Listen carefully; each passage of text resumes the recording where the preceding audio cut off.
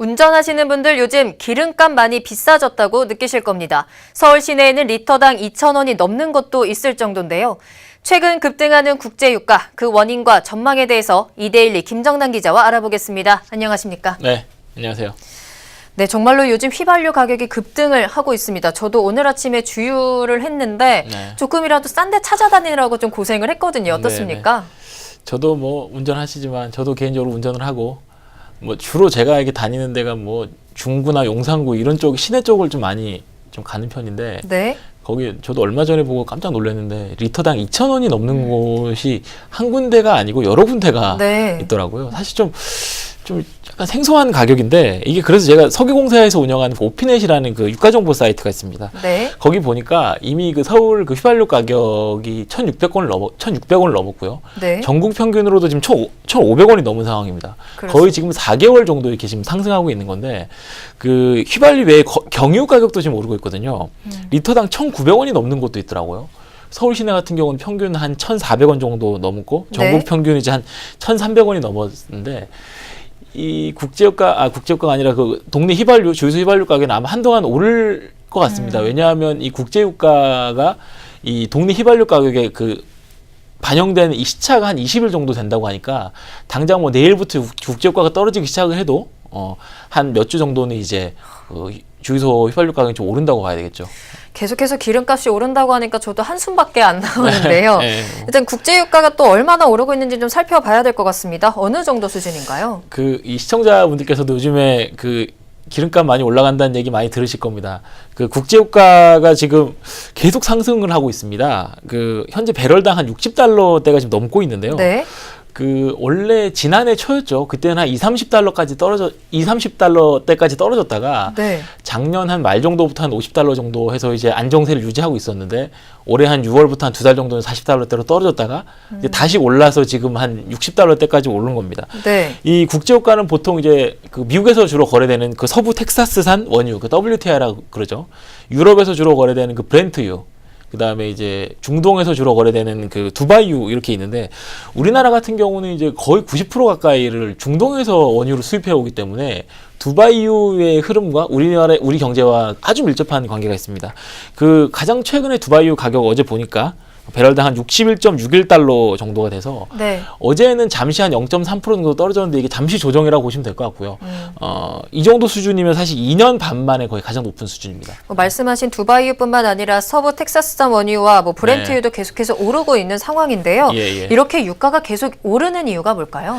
이 유가가 오르는 이유는 기본적으로 이 그 경제가 좋아졌기 때문이라고 보시면 됩니다.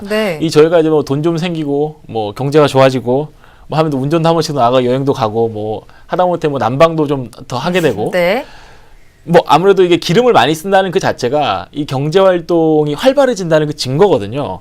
지금 배럴당 한 60달러 정도 되는데 이제 뭐 경제학자들이나 뭐 시장 사람들이나 이런 분들은 요 정도 한 50달러, 60달러 정도는 딱 적당한 수준이다. 그래서 스윗 스팟이라는 얘기도 하던데 뭐 그 정도 수준으로 좀 보고 있습니다.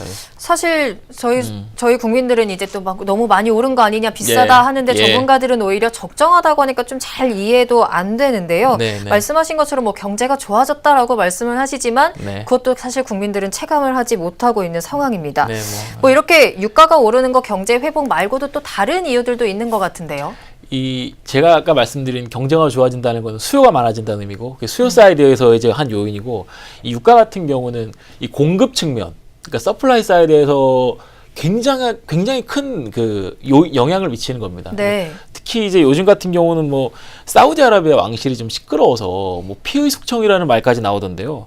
그 사우디 왕실을 둘러싼 그 정치적인 혼란이 커지다 보면 얘네들이 그 유가 공급이 좀 차질이 생기는 거 아니냐 하는 그런 그 관측들이 시장에서 나올 수 있기 때문에 공급이 줄어들고 아까 말씀드렸듯이 경제가 좋아지니까 수요가 올라가는 이 상황에서 보면 당연히 가격은 올라갈 수밖에 없는 것이죠.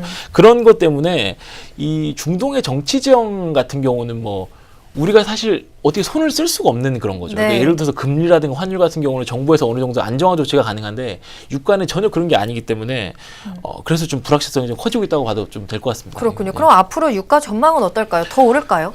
뭐 제가 말씀드렸듯이 뭐 중동의 정치, 뭐 사우디아라비아의 얘기를 뭐 우리가 어떻게 알 수가 없기 때문에 정확한 예측은 힘들죠. 그런데 어제 뭐 한국은행에서 뭐 간단한 그 전망이 나와서 하나 소개를 해드리면 당분간 한 배럴당 한 $50 정도 에서 움직일 것 같다 이러더라고요. 그러니까 안정적으로 움직일 것 같다. 사실 그 얘기인데 네.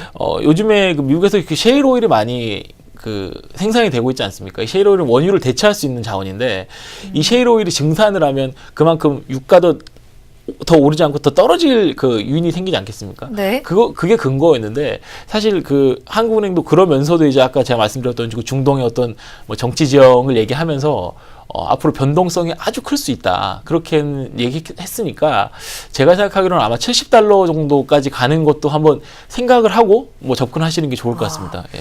그렇군요. 이렇게 유가가 상승하는 건 단순히 이런 기름값뿐만이 아니라 우리 경제 전체에도 굉장히 많은 영향을 미칠 것 같은데요. 어떤가요? 예, 그렇습니다. 아까 앵커님께서는 뭐 실감을 잘 못하시겠다는 말씀을 하셨지만 $60 안팎의 이 유가는 세계 경제가 아주 좋아지고 있다는 훈풍의 흔적이라고 생각하시면 될 것 같습니다. 네. 10년 전에 이제 그 글로벌 금융위기 이후에 쭉 10년 동안 뭐 예를 들면 뭐 양적 완화라는 얘기도 들어보셨을 거고 다 여러 가지 노력을 많이 해서 지금 어느 정도 그 터널을 좀 빠져나오고 있는 그런 상황 아니냐 하는 그런 관측들이 좀 있거든요. 네. 그게 이 유가 상승으로 좀 방증으로 보시면 될 것 같고요.